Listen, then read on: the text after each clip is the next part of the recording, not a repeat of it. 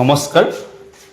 আজি আপোনালোকৰ এটা আচৰিত বস্তু দেখুৱাম যে আপোনালোকে দেখিছে যে এটিএমৰ পৰা কি হ'ল টকা ওলায়।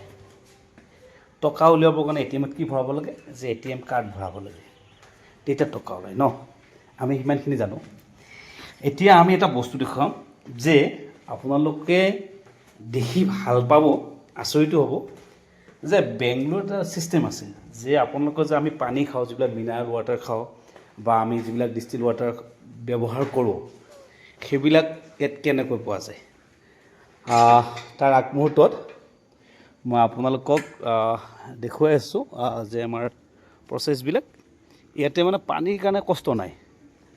আমি এটিএমত টকা ওলাই যেনেকৈ, ঠিক তেনেদৰে ইয়াতে এটিএমত কাৰ্ড ভৰাব লাগে। ইয়াত কাৰ্ড ভৰাব নালাগে, ইয়াত অকল আপোনালোকে মানে মেচিন এটা আছে, পানীৰ মেচিন। এই মেচিনটোত অনলি 5 ৰুপিছৰ কইনছ, অনলি কইনছ এটা দিলে ইয়াৰ পৰা 20 লিটাৰ পানী পোৱা যায়। কেনেকৈ পায় আহক মই দেখুৱাই আছোঁ। এইটো চাওক, মেচিন এটা লিখা আছে অনলি 5 ৰুপিছ গ'ল্ড কইন।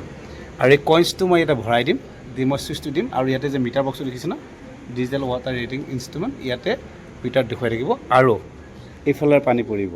আপোনালোকে দেখি থাকিব, মই দেখুৱাই আছোঁ আপোনালোকক।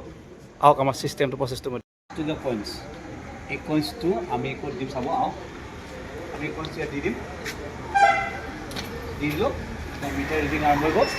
এতিয়া এইফালে চাওক, পানী পৰিব।